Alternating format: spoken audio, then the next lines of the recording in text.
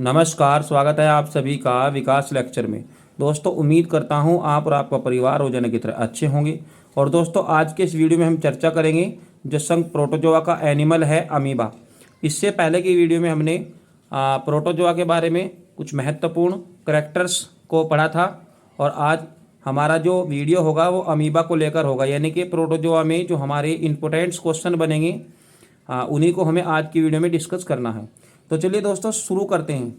तो सबसे पहले अगर हम बात करें अमीबा की, है ना, अगर हम बात करें अमीबा अमीबा की अगर मैं बात करूं यहाँ पर, तो आप मेरे साथ साथ लिख सकते हो। ठीक है, वीडियो को शुरू करने से पहले मैं आपको बता दूं दोस्तों, ये वीडियो केवल इसलिए ही बनाया जा रहा है कि जो हमारे कंपटीशन के स्टूडेंट्स हैं, है ना, तो उन्हीं को ही ध्यान में रखकर ये वीडियो मेरा बनाया जा रहा है। ठीक है, जो डिटेल होती है वो तो आप बुक्स में भी पढ़ सकते हो, लेकिन जो क्वेश्चन हमारे अमीबा से रिलेटेड एग्जाम में उठते हैं मैं केवल उन्हीं पर ही डिस्कस यहाँ पर करूँगा। ठीक है, तो अगर आप मेरे वीडियो को पहली बार देख रहे हो तो दोस्तों मेरे चैनल को आप सब्सक्राइब कर लीजिए, क्योंकि अक्सर ऐसा वीडियो आपको कंपटीशन के संबंधी जितने भी क्वेश्चन यहाँ पर होंगे बायोलॉजी, केमिस्ट्री और फिजिक्स के, अक्सर मैं यहाँ पर दोस्तों देता रहता हूँ। तो चलिए दोस्तों अब समझते हैं अमीबा को। तो सबसे पहले मैं बात करूँगा अमीबा की खोज के बारे में। तो आप दोस्तों साथ के साथ हेडिंग बना लीजिए खोज। अगर हम खोज की बात करें तो दोस्तों आपको जानकारी दूं, जो रसल वॉन रोजेनहॉफ हैं, आप इसको रोजेनहॉफ भी लिख सकते हो। तो खोज किसके द्वारा किया गया था इसका? रोजेनहॉफ के द्वारा अमीबा को सबसे पहले खोजा गया था, है ना। तो हर एक लाइन में, हर एक पॉइंट में हमारा यहाँ पर एक क्वेश्चन छुपा हुआ होगा। तो इसलिए मेरा वीडियो आपको पूरा लास्ट तक देखना है और ज़रूरत पड़ने पर आपको उसी महत्वपूर्ण पॉइंट को अपनी नोटबुक में लिख लेना है। ठीक है, तो इतना आपके समझ में आया। तो सबसे पहले खोज की यहाँ पर बात हो चुकी है, तो रोजेनहॉफ ने इसकी खोज की थी। और दोस्तों अगर मैं सन की बात बताऊँ आपको, तो 1755 में सबसे पहले अमीबा को खोजा गया था। ठीक है, अमीबा प्रोटिस्ट के यहाँ पर बात कर रहा हूँ, है ना। तो चलिए इसके बाद इसका फाइलम भी जान लेते हैं। फाइलम में हमें ज़्यादा कुछ नहीं देखना, जो इंपॉर्टेंट्स बनेंगे उसी को ही मैं जो है यहाँ पर लिखूँगा। तो देखो हमें फाइलम में, तो फाइलम का बेसिकली आप जानते होंगे कि प्रोटोजोआ है। फाइलम प्रोटोजोआ, प्रोटोजोआ तो बेसिकली बात है, तो आप जानते ही होंगे प्रोटोजोआ। ठीक है, और अगर क्लास की बात करें दोस्तों, तो क्लास क्या होता है भाई इसका? सार्कोडीना, है ना, सार्कोमस्टिकोफोरा, तो सार्कोमस्टिकोफोरा ये क्लास है। और सार्कोडीना क्या है दोस्तों? उप क्लास, यानी कि सब क्लास। ठीक है, तो सार्कोमस्टिकोफोरा। ठीक है, चलिए इसके बाद हम बात करेंगे सब क्लास की, उपवर्ग की। तो उपवर्ग क्या होता है भाई इसका? सब क्लास क्या होता है इसका? अभी आपको बताया मैंने, सार्कोडीना। ठीक है, सार्किडीना या सार्कोडीना। ठीक है, तो आप इसको लिख लेंगे। तो इतना आपके समझ में आया। चलिए मैं आपको एक क्वेश्चन बताता हूं। यहाँ पर एक क्वेश्चन ये है दोस्तों, अमीबा जो प्रोटियस है उसको समुद्री देवता भी कहते हैं। ठीक है, स्टार बना के आप लिखेंगे अपनी नोटबुक में कि जो अमीबा है, अमीबा का जो समुद्री देवता नाम पड़ा, वो क्यों पड़ा? क्योंकि ये अपनी आकृति को जो है बदलता रहता है। ठीक है, बहुत ही इंपॉर्टेंट पॉइंट्स यहाँ पर बनेगा। तो मैं लिख देता हूँ अमीबा का नाम अमीबा प्रोटियस क्यों पड़ा भाई? अमीबा प्रोटियस क्यों पड़ा? क्योंकि ये समुद्री देवता है, समुद्री देवता। ठीक है, समुद्री देवता के नाम, समुद्री देवता के नाम पर पड़ा। तो अमीबा प्रोटियस का अमीबा प्रोटियस नाम क्यों रखा गया? क्योंकि समुद्री देवता के नाम पर। ठीक है, क्योंकि ये अपनी आकृति हमेशा बदलते रहते हैं। लिख दो ये भी बात, क्योंकि वैसे तो मैं ज़्यादा डिटेल लिखने की आवश्यकता नहीं है, जो खास चीज़ें बनेंगी केवल उन्हीं को ही लिखूँगा मैं, ठीक है। लेकिन खास चीज़ें में भी हमें ये नहीं है कि जो चीज़ें आई हुई है एग्जाम में केवल वही पढ़ेंगे। तो जितने भी यहाँ पर क्वेश्चन मेरे हिसाब से यहाँ पर खास पढ़ेंगे दोस्तों, सभी हमें पढ़ने हैं, ठीक है। के नाम पर पढ़ा क्योंकि यह अपनी आकृति, यह अपनी आकृति बदलते रहते हैं, बदलते रहते हैं, ठीक है। तो इतना क्लियर है सबका। अच्छा, अगर हम बात करें अमीबा की जो कुछ जातियां हैं, है ना, तो अमीबा की मैं यहाँ पर कुछ जातियां लिख रहा हूँ, कुछ स्पीसीज लिख रहा हूँ, तो आप नोट कर लेंगे। देखिए हेडिंग बनाएंगे कुछ जातियां, यानी कि सम स्पीसीज, ठीक है, सम स्पीसीज ऑफ अमीबा। तो some species of amoeba, amoeba की कुछ महत्वपूर्ण जानकारियां हमें यहाँ पर डिस्कस करनी है, ठीक है। मैं इनके नाम लिख रहा हूँ बेसिकली, जो खास चीज़ें हैं, ठीक है, तो उनका मैं यहाँ पर नाम लिख रहा हूँ दोस्तों। सबसे पहले जो इसमें बात करूँ मैं, अमीबा प्रोटियस सबसे ज़्यादा महत्वपूर्ण है, अमीबा प्रोटियस, ठीक है। तो नंबर 1 आप लिखेंगे अमीबा प्रोटियस, तो नंबर 1 लिखेंगे आप अमीबा प्रोटियस, अमीबा प्रोटियस, ठीक है। नंबर 2 की अगर मैं बात करूं तो अमीबा वायरिकोसा या अमीबा रेडुसा, ठीक है। तो अमीबा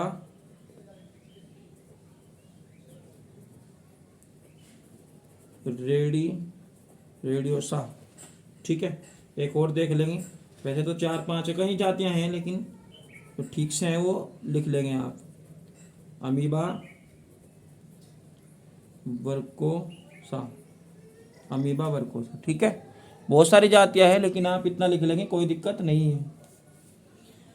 चलिए इसके बाद हम बात करेंगे अमीबा की मोस्ट कॉमन स्पीसीज, ठीक है।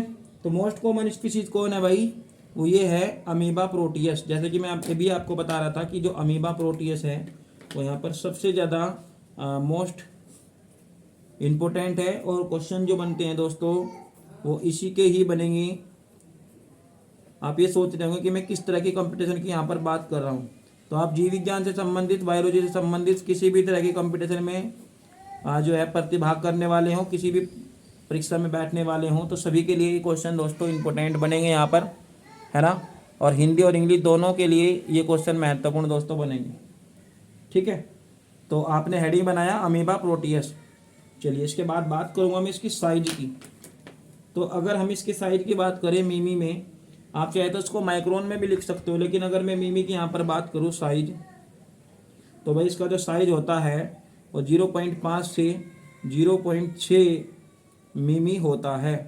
कितना होता है, 0.5 से 0.6 मिमी इसका साइज होता है, ठीक है। तो इतना समझ में आया। अच्छा, अगर मैं इसकी फूड मटेरियल की बात करूं, क्या अगर इसका हम फूड मटेरियल देखें, फूड मटेरियल, फूड मटेरियल की अगर हम बात करें, तो इसका जो फूड मटेरियल है वो क्या है भाई, बैक्टीरिया, डाइटम्स, है ना, और कुछ छोटे छोटे प्रोटोजोआंस, और अगर मैं बात करूँ शैवाल की यानी कि एल्गी, तो वो भी इसका फूड मटेरियल होता है, ठीक है। तो लिख लेंगे यहाँ पर आप, सब कुछ क्लियर। तो बैक्टीरिया है और डाइटम्स और स्मॉल प्रोटोजोआ, यानी कि जो अमीबा से भी छोटे प्रोटोजोआंस हैं उनको ये अपना भोजन बनाता है, स्मॉल प्रोटोजोआंस, प्रोटोजोआंस, ठीक है। और कुछ एल्गी, कुछ छोटे एल्गी होते हैं, स्मॉल शैवाल जो होते हैं, ठीक है, ETC लिख देंगे आप इसके बाद। तो काफ़ी यहाँ पर ये होते हैं, ठीक है। तो इतना सभी का क्लियर हो गया होगा। चलिए इसके बाद हम बात करें, अगर इसकी जो आउटर मोस्ट लेयर होती है दोस्तों, तो कैसी होती है वो, उसको क्या कहते हैं, प्लाज्मा लेमा कहते हैं। तो बेसिकली मैंने कल भी प्लाज्मा लेमा का नाम लिया था, आपको याद होगा, है ना, कल भी इसका नाम लिया गया था। तो चलिए इसके बारे में अब लिखेंगे। हाँ, इतना आपने समझ लिया ना सब कुछ, ठीक है, ठीक है। चलिए अब इसके बाद आप इसके कुछ करेक्टर्स की, जो इसकी प्लाज्मा लेमा है और जो इसकी सबसे बाहरी झिल्ली होती है, उसी को हम क्या कहते हैं भाई, प्लाज्मा लेमा कहते हैं, ठीक है। तो मैं लिख रहा हूँ इसकी जो बाहरी झिल्ली है, तो इसकी outer most layer of amoeba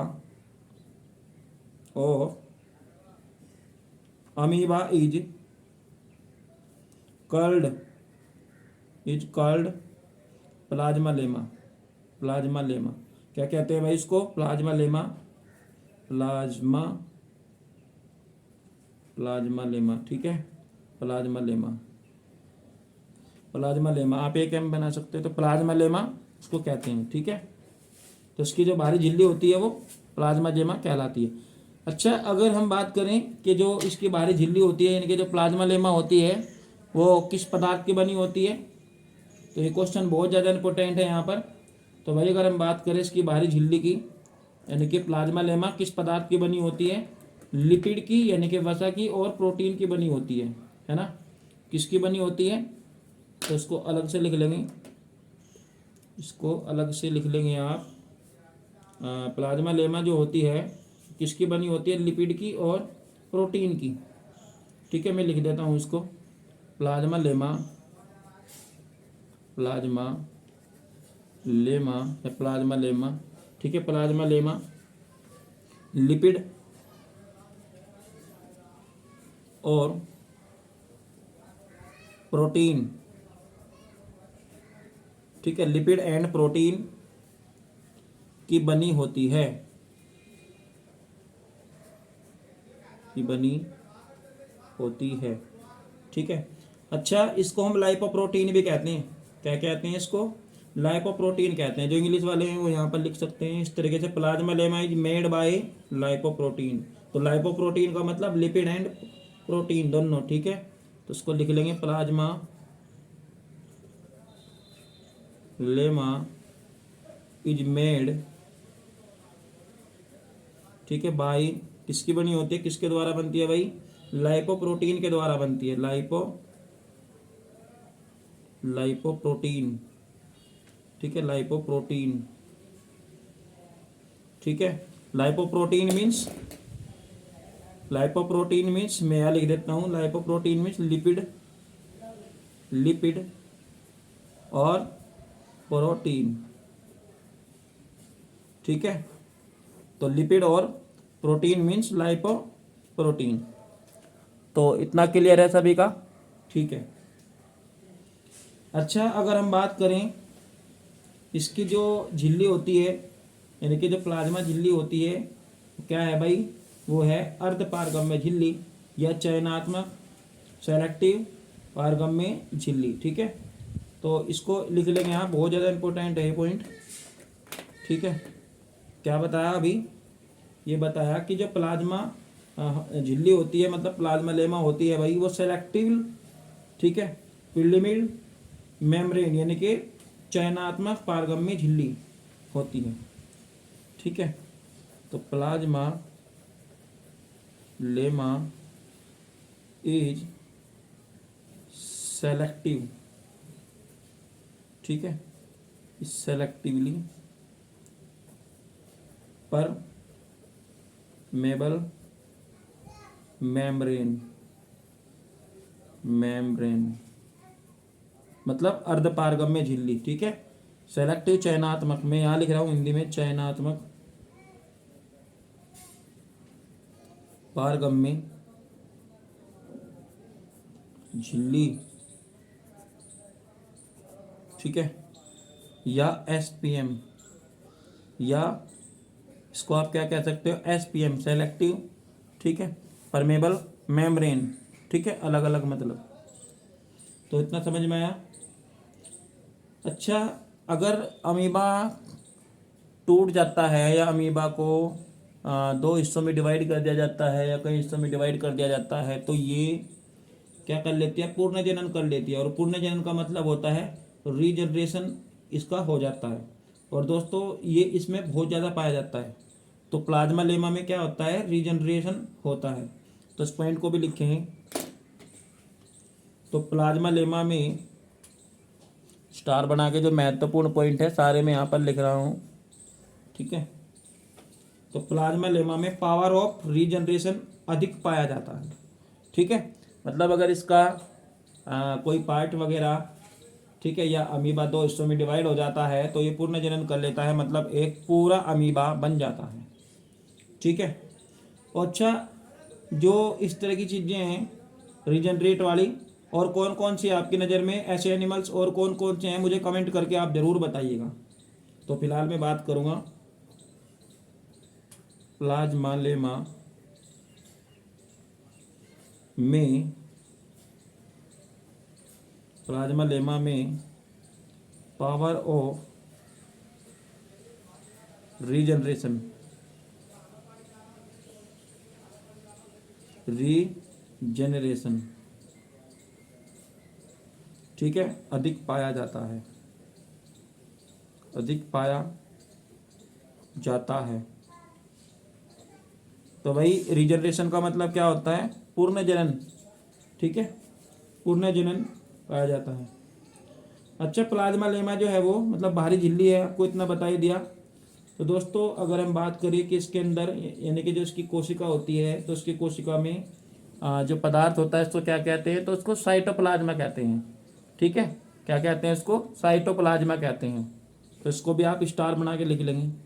देखो मैं आपको एक बात बताऊं, जितने हमारे यहाँ पर ये जितने भी मैं आपको पॉइंट बता रहा हूँ, पॉइंट लिखवा रहा हूँ, इन पॉइंट्स पर हमारे जितने भी अब तक नीट में आए हुए क्वेश्चन हैं उसको भी हम सोल्व करेंगे, ठीक है। और मैं बुक से ही आपको ये सारे क्वेश्चन सोल्व कराऊंगा ऐसे ही, ठीक है। तो आप हर सेलेक्टिव पॉइंट को जो है लिखते जाएंगे फिलहाल तो, और इन्हीं को आपको पढ़ना है। चलिए, इसके बाद अगर मैं बात करूँ किसकी, कि प्लाज्मा लेमा में कौन सा द्रव भरा रहता है, तो साइटोप्लाज्मा, साइटोप्लाज्म जिसको कोशिका द्रव कहते हैं वो भरा हुआ होता है। तो प्लाज्मा लेमा में, प्लाज्मा लेमा के अंदर साइटोप्लाज्म, ठीक है। साइटोप्लाज्म को क्या कहें, कोशिका द्रव, साइटोप्लाज्म भरा रहता है। साइटोप्लाज्म मीन्स कोशिका द्रव, ठीक है। तो कोशिका द्रव इसके अंदर दोस्तों भरा रहता है। अच्छा, एक बात बताओ, अगर मैं कहूँ कि भाई अमीबा में केंद्रक होता है, तो क्या अमीबा में केंद्रक होता है, यस, प्रेजेंट होता है। कहाँ पर होता है केंद्रक, साइटोप्लाज्म में होता है। किसमें होता है, साइटोप्लाज्मा या साइटोप्लाज्म में केंद्रक होता है। तो बात करेंगे, देखो बात करेंगे, तो न्यूक्लियस की मैं बात कर रहा हूँ, केंद्रक की मैं यहाँ पर दोस्तों बात कर रहा हूँ। तो जो न्यूक्लियस होता है, तो न्यूक्लियस प्रेजेंट इन साइटोप्लाज्मा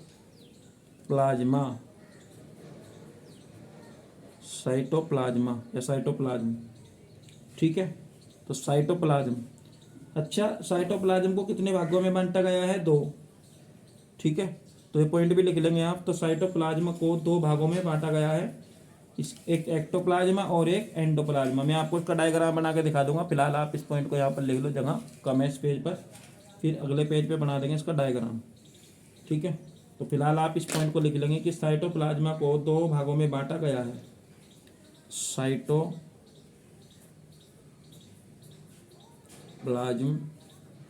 को 2 पार्ट में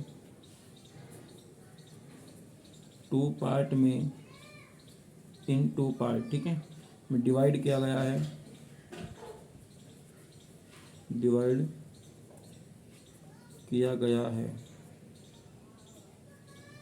ठीक है।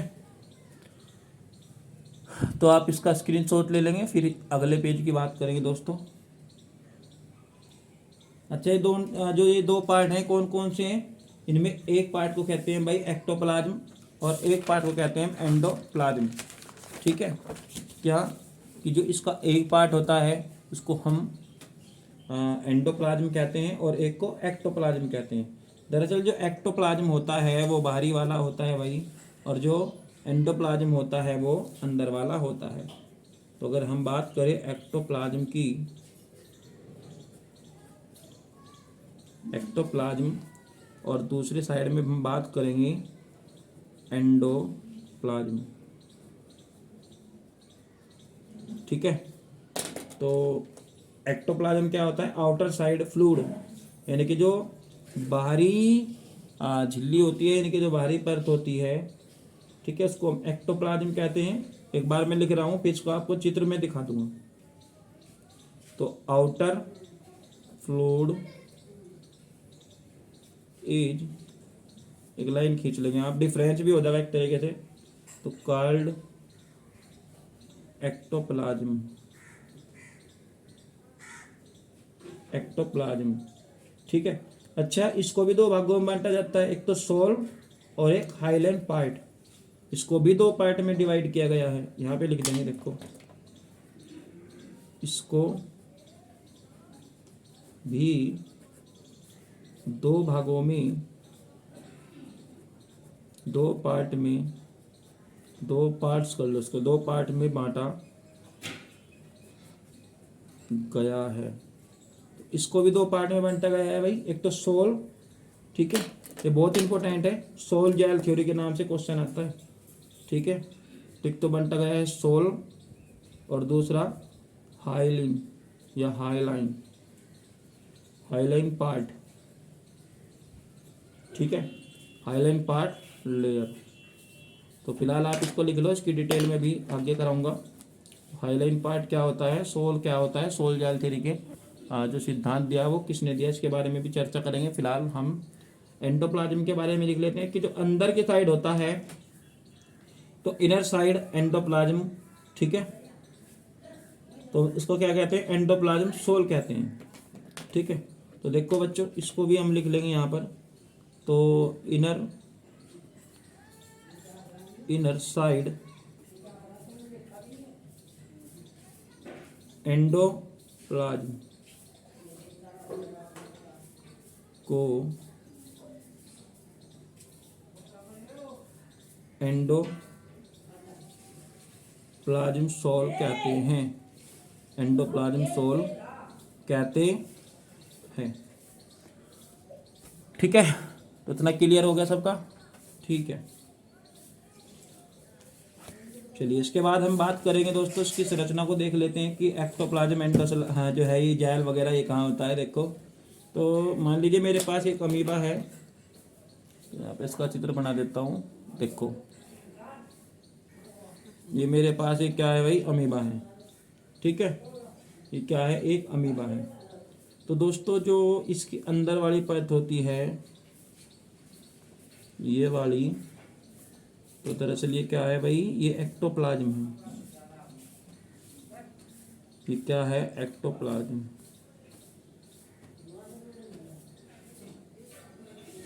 ठीक है, तो कौन सी परत है, एक्टोप्लाज्म, तो उसको लिख लेंगे। अच्छा, इसके बाद एक परत और है, नाम बाद में लिखेंगे सबके। देखो, एक बार इसकी संरचना बना लेंगे, पहले इसकी संरचना बना लेंगे।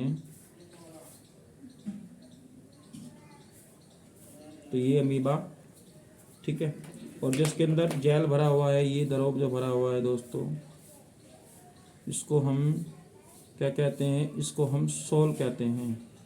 ठीक है, इसको क्या कहते हैं, सोल कहते हैं। तो जो ये बाहरी वाली झिल्ली है, ये वाली मोटी जो परत है, ठीक है, ये क्या है हमारी, ये एंडो, और ये जो ये वाली परत है ये है एक्टो। तो पहले चलो एक्टो लिख लो, एक्टोप्लाज्म, एक्टोप्लाज्म। ठीक है, एक्टोप्लाज्म। और ये कौन सी है, अंदर वाली, देखो ये बाहर वाली ब्लैक वाली, देखो ये क्या है, एक्टो। और ये वाली अंदर हरी ग्रीन वाली जो आपको देख रहे हैं, ये इसके अंदर की जो मोटी परत है, कौन सी परत है भाई, ये एंडो। तो एंडोप्लाज्म। ठीक है, एंडोप्लाज्म है ना। एंडोप्लाज्म सोल, इसको आप सोल भी लिख सकते हो, ध्रुव। अच्छा, अब बात करेंगे हाइलाइन लेयर कौन सी है। तो दोस्तों हाइलाइन लेयर की अगर मैं बात करूँ तो ये जो आप देख रहे हो, इसके बाहर होती है एक परत, इसको हम क्या कहते हैं भाई, इसको हम हाइलाइन लेयर, जो भी आपको बताया था ऊपर हाइलाइन पार्ट, वो यही है हाइलाइन लेयर। ठीक है, तो सबने देख लिया होगा चित्र वगैरह इसका। अच्छा, तुम मुझे एक बात बताओ, आपने कोशिका के बारे में तो पढ़ा ही होगा। तो कोशिका में जो कोशिकाएं होते हैं ना, जैसे माइटोकॉन्ड्रिया, राइबोसोम, गोल्गी काय, ठीक है, लाइसोसोम, क्या अगर मैं कहूँ कि भाई ये अमीबा में भी होते हैं, तो क्या आप मेरी बात को यकीन कर लोगे? तो भाई बिल्कुल होते हैं। तो चलो देखो इसकी भी डिटेल एक बार देख लेते हैं। तो ये स्क्रीन शॉट ले लिया सबने यहाँ तक का, ठीक है। चलिए इसके बाद बात करेंगे तो साइटोप्लाज्मा में क्या क्या होते हैं। साइटोप्लाज्म ऑर्गेनल होते हैं, ठीक है, जो ऑर्गन है इसके उसको देखेंगे। तो स्टार बना के लिखेंगे आप, साइटोप्लाज्म में जो साइटोप्लाज्मिक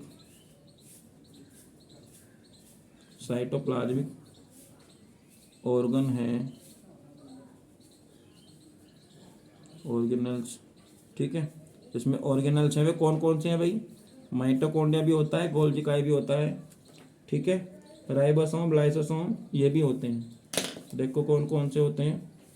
अगर मैं बात करूँ आपकी माइटोकॉन्ड्रिया की, माइटोकॉन्ड्रिया, ठीक है। अच्छा, माइटोकॉन्ड्रिया काम क्या करती है और माइटोकॉन्ड्रिया खोज किसने की थी, ये अगर आपको पता हो ना तो मुझे ज़रूर बताना, आप कमेंट करके ज़रूर बताना। तो गोल्गी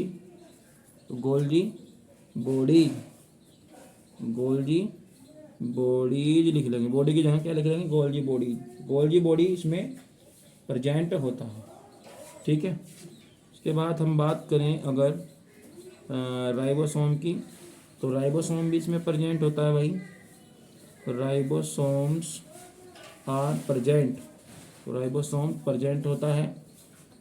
तो लाइसोसोम भी होता है इसमें, लाइसोसोम वाई लिख दो, ठीक है, लाइसोसोम्स। तो लाइसोसोम और भी होते हैं, ईटीसी लिख लेंगे। तो ये सब क्या होते हैं, इसमें प्रेजेंट होते हैं, किसमें, अमीबा में ये सभी चीज़ें प्रेजेंट होती है, ठीक है। तो इसके बाद आपको इतना समझ में आ गया होगा, ठीक है। तो आपको कमेंट करके बताना है कि माइटोकॉन्ड्रिया का कोशिका में काम क्या होता है, गोल्गी काय का काम क्या होता है, राइबोसोम का काम क्या होता है, और दोस्तों लाइसोसोम का काम क्या होता है। ये आप मुझे कमेंट करके ज़रूर बताइए, आपके कमेंट का मुझे इंतज़ार रहेगा, ठीक है। चलिए इसके बाद बात करेंगे अमीबा के न्यूक्लियस की, केंद्रक की बात करेंगे। न्यूक्लियस, केंद्रक, ठीक है। तो अगर मैं इसके केंद्रक की बात करूं तो इसका जो केंद्रक होता है भाई वो अवतल होता है। कैसा होता है वो देखने में अवतल होता है। तो अमीबा में, in amoeba nucleus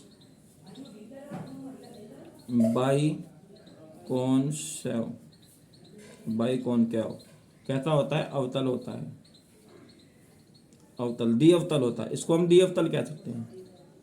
convex means उत्तल, कॉन्केव मीन्स अवतल, और बाई मीन्स दो, यानी कि ये डबल अवतल होता है, दोनों तरफ से अवतल होता है। बहुत ही मोस्ट इम्पोर्टेंट ये पॉइंट है दोस्तों, ठीक है। अच्छा, अगर मैं बात करूं, वैसे तो ऐसा पूछा जाना बहुत ज़्यादा जो डीपली हो जाएगा कि केंद्रक में क्रोमेटिन जो धागे होते हैं, क्रोमेटिन थ्रेड जो पाए जाते हैं दोस्तों, उनकी संख्या कितनी होती है।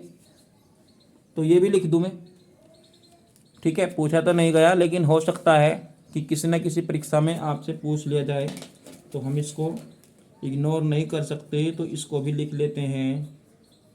तो न्यूक्लियस में, ठीक है, में तो 5000 के लगभग क्या होते हैं भाई, क्रोमेटिन जाल यानी कि क्रोमेटिन धागे, ठीक है। तो क्रोमेटिन धागे होते हैं, जैसे अर्धसूत्री समसूत्री भाजन में आप देखते हो ना क्रोमोसोम, तो वो क्रोमेटिन, तो क्रोमेटिन जो धागे होते हैं, क्रोमेटिन थ्रेड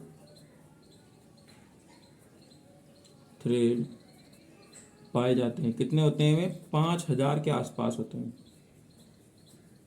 ठीक है। तो उनकी संख्या बेसिकली कितनी होती है भाई? 5000 के आसपास उनकी संख्या होती है।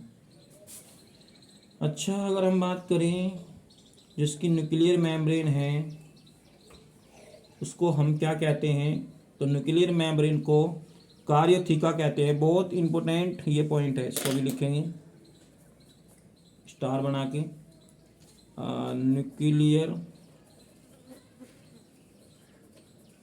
Nuclear membrane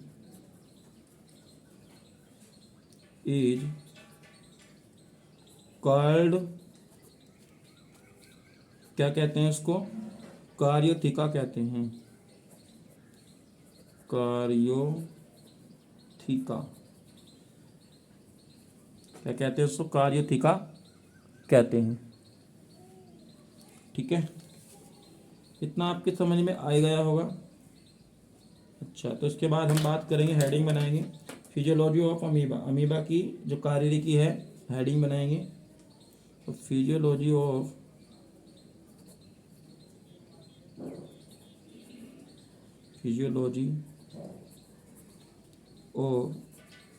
amoeba.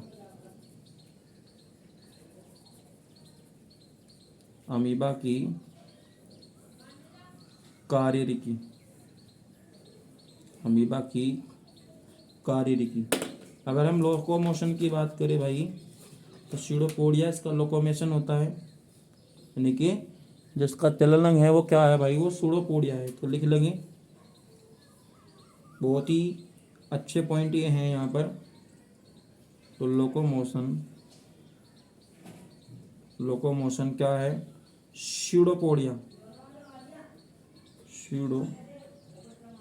यानी कि जिसका चलन होता है वो स्यूडोपोडिया होता है, ठीक है। अच्छे, ये जो स्यूडोपोडिया होते हैं किस प्रकार के होते हैं? लोबोपोडिया टाइप के होते हैं, है ना। तो कभी कभी पूछ लिया जाता है ये भी, इसको भी लिख लेंगे। तो अमीबा में स्यूडोपोडिया, अमीबा में स्यूडोपोडिया किस टाइप के होते हैं? लोबोपोडिया टाइप के, लोबोपोडिया टाइप के होते हैं, ठीक है। तो इतना आप सभी के समझ में आ गया होगा। चलिए, ठीक है। तो भाई अगर मैं इसके बाद बात करूं, जो इसकी थ्योरी से संबंधित कुछ महत्वपूर्ण बातें हैं ना, यानी कि कुछ वैज्ञानिकों ने जो इसके बारे में बता रखा, ठीक है। जैसे सोल जैल थ्योरी के जनक कौन है, यानी कि सोल जैल थ्योरी सिद्धांत किसने दिया था, तो इसके संबंध में भी 1-2 क्वेश्चन बन जाता है, ठीक है। तो चलो इसको भी देख लो। सबसे पहले आप लिखेंगे, तो सब कुछ दिख रहा है भाई, ठीक है। तो देखो, इसमें आप स्टार बना के लिखेंगे भाई एक बात। तो इसकी जो थ्योरी संबंधित है, यानी कि थ्योरी रिलेटेड,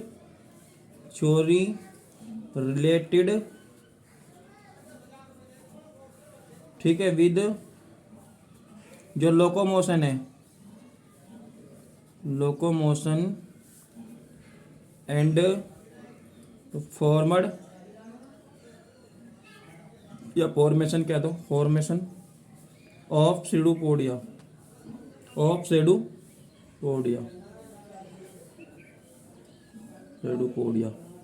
तो देखो इनमें कौन कौन सी थ्योरी आती है भाई, उनका नाम मैं लिखूंगा सबका, और जो इम्पोर्टेंट है ना, मैं केवल उन्हीं का ही नाम लिखूंगा, ठीक है।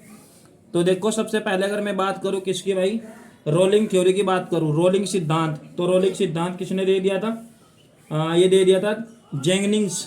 ठीक है, किसने दिया था? ये जेंगनिंग्स ने दिया था। तो लिख लेंगे आप रोलिंग थ्योरी, रोलिंग सिद्धांत, रोलिंग थ्योरी किसके द्वारा दी गई थी? जैगनिन, तो जैगनिन, ठीक है, इनके द्वारा ये दी गई थी। वैज्ञानिक के नाम है ये 2-4, तो उनको देख लेंगे। और इनमें जो सबसे ज़्यादा इंपॉर्टेंट बनाया ना, वो बनाया सोल-जेल थ्योरी।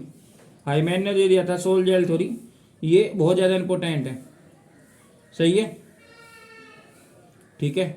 अच्छा, सरफेस थ्योरी के बारे में भी बात करें। चलो सोल-जेल थ्योरी के बारे में देख लो पहले, ये ज़्यादा इंपॉर्टेंट है। तो सोल-जेल थ्योरी, सोल जेल, ये जेल है, एल है एल, सोल जेल, हिंदी में भी लिख रहा है sol gel theory, sol gel, ठीक है, sol gel theory, sol gel सिद्धांत किसने दिया था?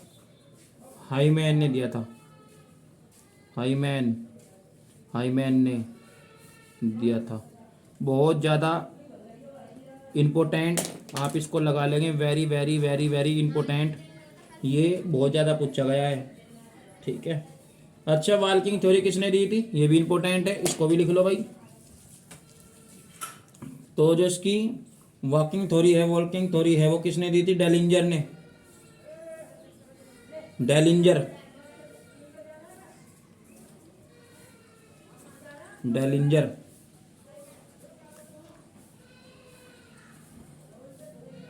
ठीक है, डेलिंजर, डेलिंजर, डेलिंजर ने दी थी वॉकिंग थ्योरी।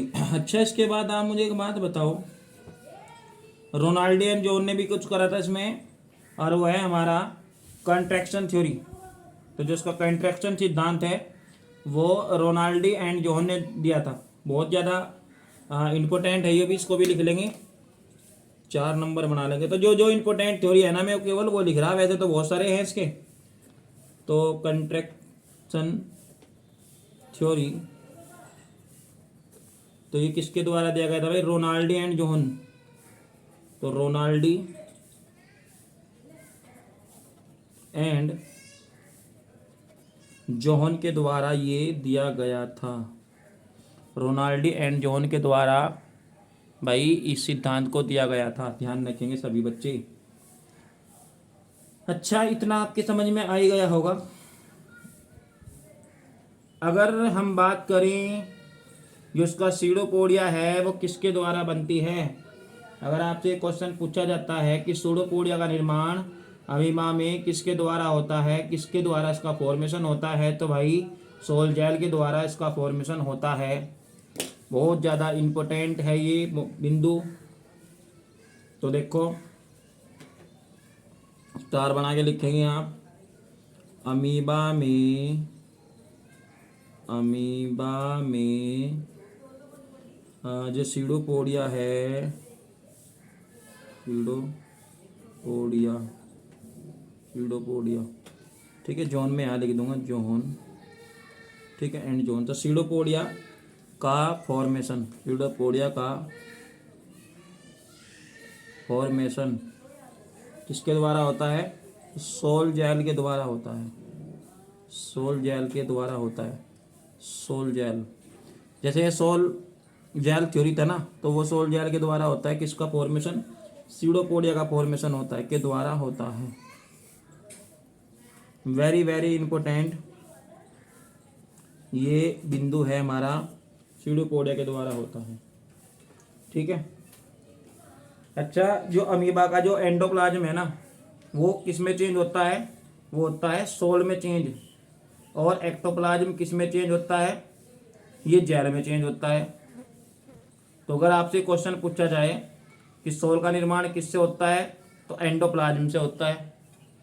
ठीक है। और अगर आपसे पूछा जाए कि जेल का निर्माण किससे होता है, तो वो एक्टोप्लाज्म से होता है। तो देखो, मैं इसको यहाँ लिख दूं, अमीबा का, अमीबा का एंडोप्लाज्म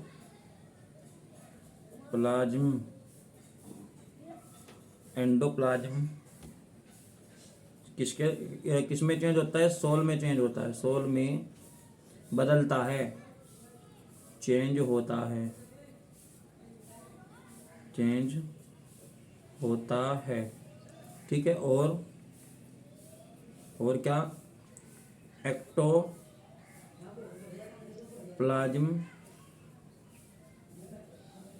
जेल में चेंज होता है,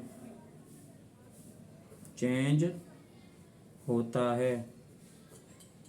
ठीक है, तो आप सभी की समझ में आ गया होगा भाई, बहुत ज़्यादा इम्पोर्टेंट था, तो सब बच्चों ने इसको लिख लिया होगा। चलिए, तो इसके बाद हम बात करेंगे भाई नेक्स्ट पेज पे। अच्छा, जो हाइलाइन लेयर होती है वो सीडोपोडिया कैप बनाती है, ये भी ध्यान रखेंगे। इसको मैं लिख रहा हूँ यहाँ, तो जो स्टार बना के लिखेंगे, तो जो हाइलाइन लेयर होती है भाई, इससे क्या बनता है? सीडोपोडिया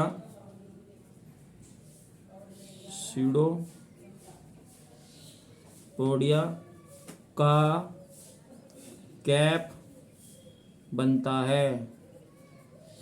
ठीक है, अगर आपसे पूछा जाए कि सीडोपोडिया कैप किससे बनता है, तो हाइलाइन लेयर से बनता है, ध्यान रखेंगे इस बात।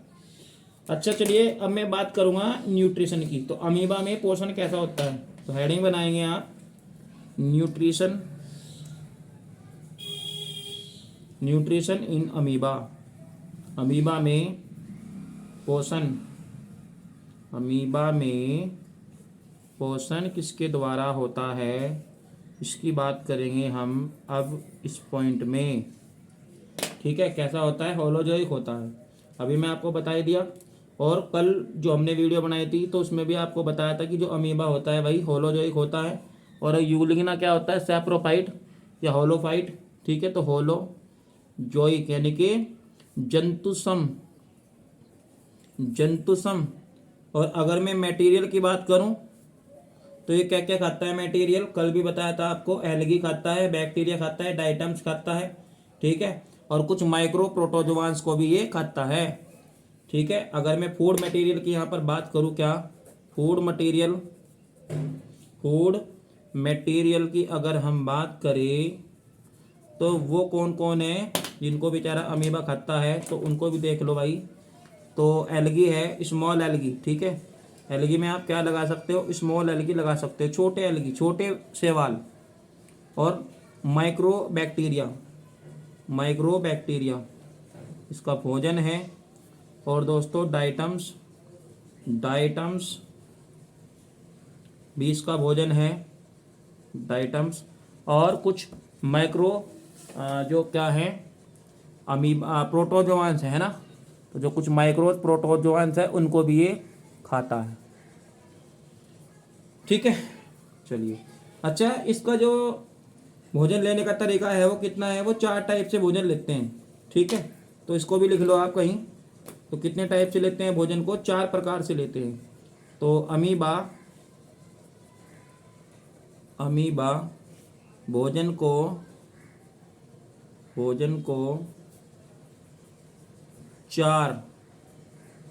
4 प्रकार से, 4 टाइप से, 4 प्रकार से ग्रहण करते हैं, ग्रहण करता है, लिख लो।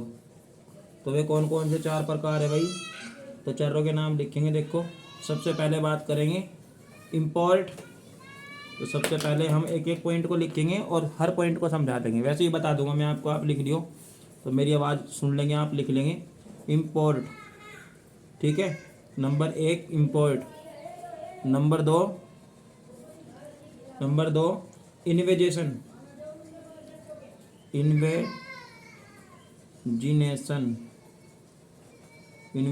सबके बारे में चर्चा करूंगा, फिलहाल चारों को लिख दो। ठीक है, तो नंबर 3 सबके बारे में जिक्र कर दो अभी, और इसके बाद में देख लेंगे। ठीक है, तो सर्कुसम फ्लुएंस, तो सर्कुसम फ्लुएंस। और नंबर 4 की अगर मैं बात करूँ, लास्ट की अगर मैं बात करूँ, तो सर्कुमवेलेंस। ठीक है, क्या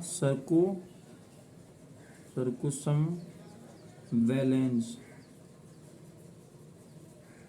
ठीक है, तो इतना आपके समझ में आ गया, सर्कुसम वैलेंस। इसे हटा दो। तो ठीक है, तो ये कितने प्रकार से ग्रहण करते हैं भोजन को? 4 प्रकार से ग्रहण करते हैं। ठीक है ना। अच्छा, अगर हम बात करें जो इम्पोर्ट है, import is passive process, there no expend of ATP और एनर्जी। यानी कि दोस्तों मैं कह सकता हूँ कि इसमें कोई ऊर्जा खर्च नहीं होती है। ठीक है, ये जो आप पहले वाला प्रोसेस देख रही है, इसमें कोई ऊर्जा खर्च नहीं होती। ठीक है, कोई ऊर्जा खर्च होती नहीं। और अच्छा, ये जो इन्वेजेशनेशन है, इसमें ऊर्जा खर्च होती है, लेकिन समस्या एक है, ये एक ट्यूब की तरह से बनती है। देखो मैं तुम्हें चित्र के हिसाब से बताता हूँ। जैसे एक अमीबा है, तो यहाँ क्या होता है, एक ट्यूब के द्वारा यहाँ पर भोजन ले लेता है इसमें। ठीक है, और इम्पोर्ट में कोई भोजन कोई ऊर्जा वगैरह नहीं बनेगी, लेकिन इसमें क्या होगा, इसमें एक लंबी ट्यूब बन जाएगी इस वाले प्रोसेस में। ठीक है, और भोजन जो है वो अंदर चला जाएगा। तो इतना समझ में आ गया। अच्छा, इसमें क्या होता है तीसरे वाले पॉइंट में, सर्कुसम फ्लुएंस में क्या होगा भाई, इसमें जो भोजन होगा ना वो धीरे धीरे अंदर जाएगा। ठीक है, धीरे धीरे अंदर जाएगा। अच्छा, इसमें क्या होता है, इसमें दोनों एक्टिव रहते हैं। ठीक है, अगर हम बात करें किसकी, सर्कुसम वैलेंस की बात करें, तो इसमें दोनों ही एक्टिव रहते हैं, भोजन भी और अमीबा भी। तो दोनों जब एक्टिव रहेंगे तो भोजन इस विधि से ये जाएगा।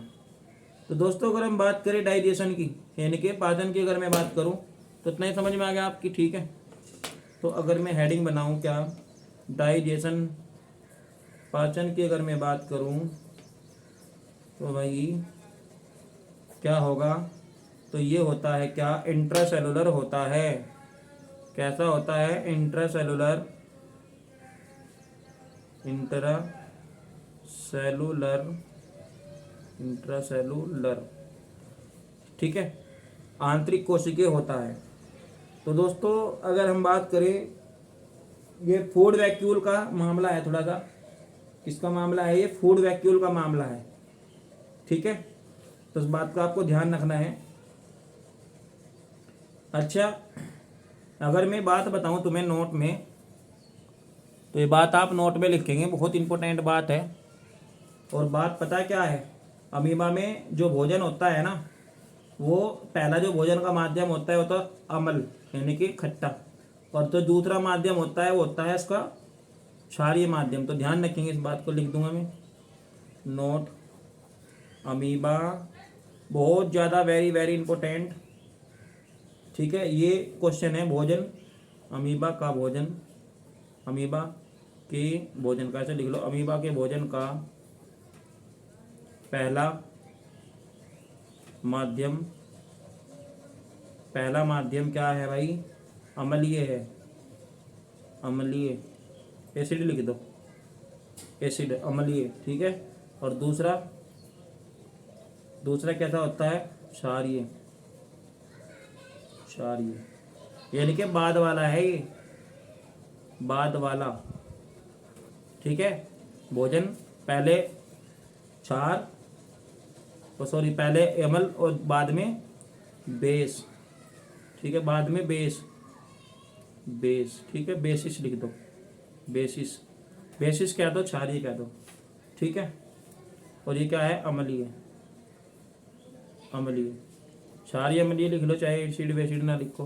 तो ठीक है, हो गया। चलिए भाई, अच्छा इसके बाद अगर हम बात करें सर्कुलेशन सिस्टम की, इसकी बात करें भाई, सर्कुलेशन सिस्टम की अगर हम बात करें, तो उसको भी देखो।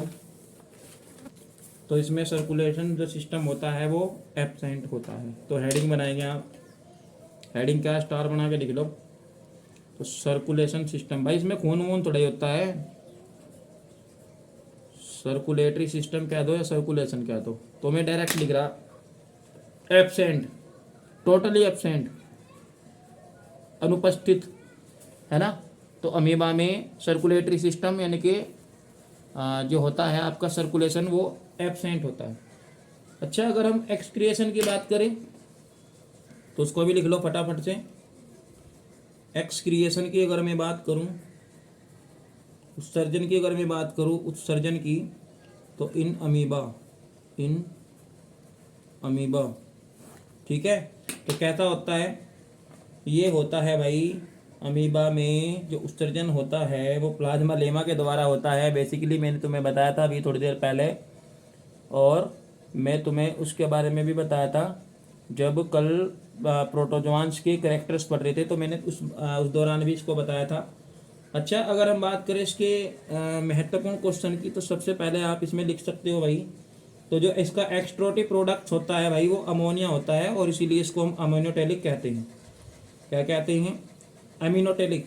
तो लिख लो excretory product, excretory product is NH3। समझ जाइए भाई, NH3 मतलब अमोनिया। अच्छा, जिनका उत्सर्जी पदार्थ अमोनिया होता है तो पता उनको हम क्या कहते हैं? उनको कहते हैं अमीनोटेलिक, ठीक है। ये कैसे हैं? अमोनियोटेलिक, एमोनियोटेलिक या एमोनीटेलिक, एमोनोटेलिक कह दो, ठीक है। एमिनोटेलिक, एमिनोटेलिक, ठीक है। अच्छा, तो इतना आप समझ आ ही गया होगा समझ में। चलिए, अच्छा अगर हम बात करें, अगर मैं आपको बताऊं कि इसमें रिप्रोडक्शन भी होता है क्या, तो देखो ये हमारा अंतिम पॉइंट बच गया इसका, रिप्रोडक्शन। हेडिंग बनाएंगे रिप्रोडक्शन इन अमीबा, अमीबा में प्रजनन। तो इसका जो प्रजनन होता है ना, वो पता क्या क्या होता है? वो होता है अलैंगिक जनन या एसेक्सुअल, ठीक है। कैसा होता है वो? एसेक्सुअल। जैसे स्पोरुलेशन के द्वारा, या फिर भाई किसी तरीके से कंजुगेट करना है ना, या फ्यूजन हो जाए चाहे, तो इस तरीके से इनमें क्या होगा? एसेक्सुअल होगा। तो बाइनरी फ्यूजन, तो सबसे पहले मैं बात करूँ, मोस्टली एसेक्सुअल होता है। कैसा होता है? तो मोस्टली जो लैंगिक जनन है, इसमें जो जनन है तो कैसा होता है? वो एसेक्सुअल होता है, मोस्टली एसेक्सुअल, ठीक है। अच्छा, इसके भी कई पार्ट हैं। जैसे मैं बात करूँ बाइनरी फ्यूजन हो गया, ठीक है। और किसके द्वारा होता है? अच्छा, अगर हम बाइनरी फ्यूजन की बात करें तो इसमें क्या होता है? इसमें सेल जो है अमीबा की, वो दो खंडों में डिवाइड हो जाती है, फ्यूजन हो जाता है, टूट जाती है अलग अलग, ठीक है। अच्छा, एक होता है हमारा कौन सा? स्पोरुलेशन, बाई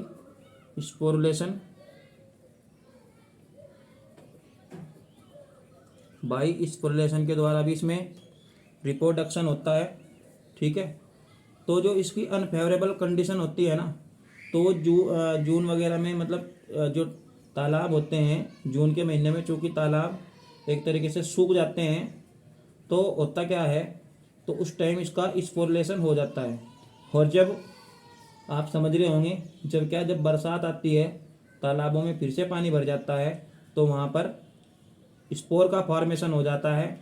कुल मिला के आप कह सकते हो कि जब तक ऐसी कंडीशन में पड़े रहते हैं, ठीक है, और नई अमीबा जो है डेवलप हो जाती है। जैसे आपने देखा होगा खेतों में कुछ घास होते हैं जो सर्दियों में नहीं होते हैं, लेकिन गर्मियों में अपने नेचुरल समय पर वे, ठीक है, यानी कि अनुकूल समय में वे फिर से उगाते हैं। आप जानते होंगे, बेसिकली इतना ऐसा नहीं है कि आप जानते नहीं होंगे, जानते होंगे, छोटी मोटी बात है। तो ऐसे घास, ठीक है, सर्दियों में नहीं उगते हैं, लेकिन गर्मियों में चाहे आप कितना ही उनका इलाज कर लो, लेकिन वे फिर से लगातार उगते रहते हैं। तो ऐसे ही भाई अमीबा में होता है। अगर तालाब सूख गया है तो जो इनके स्पोर हैं वो पड़े रहते हैं ऐसे ही, और जब फिर से उसमें पानी आता है, तालाब में फिर से पानी आता है, तो ये फिर से एक्टिव हो जाता है तो इसको कह सकते हैं कि स्पोर का फॉर्मेशन हो जाता है और नए अमीबा बन जाते हैं। तो आपकी समझ में आ ही गया होगा। चलिए इसके बाद अगर मैं बात करूँ कंजुगेशन की, तो बाई कंजुगेशन, तो कंजुगेशन भी होता है एक तरीके से। कंजुगेशन जो होता है भाई वो सेक्सुअल रिप्रोडक्शन। तो कंजुगेट कैसे होंगे वो सेक्सुअल रिपोर्ट, यानी कि जब कभी कभी ऐसा होता है कि दो अमीबा आपस में आकर चिपक जाते हैं। तो इसको मैं लिख देता हूँ, देखो यहाँ। तो भाई कंजुगेशन कैसा है, लाइक किसकी तरह है, ये सेक्सुअल रिप्रोडक्शन की तरह है। सेक्सुअल रिप्रोडक्शन सेक्सुअल रिप्रोडक्शन की तरह होता है।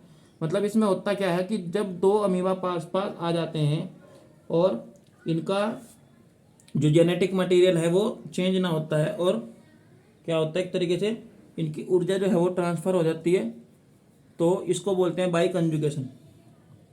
ठीक है। अच्छा एक बात बताओ, क्या अमीबा का कंकाल भी होता है? तो नो, यानी कि जो स्केलेटन सिस्टम होता है वो एब्सेंट होता है। इसको भी लिख लो, इन अमीबा या अमीबा में स्केलेटन सिस्टम में, ऐसे लिख रहा स्टार बना के देखो, स्केलेटन सिस्टम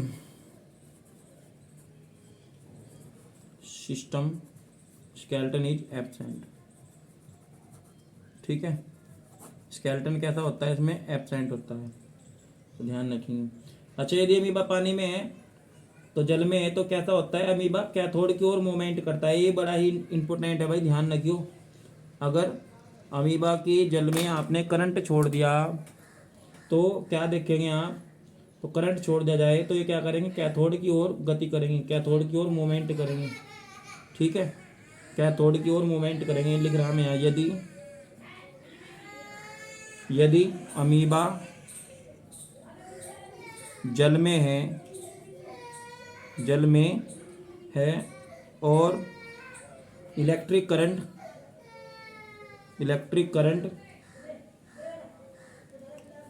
छोड़ दिया जाए इलेक्ट्रिक करंट छोड़ दिया जाए तो अमीबा कैथोड की ओर, कैथोड मतलब निगेटिव प्लेट, कैथोड की ओर मूवमेंट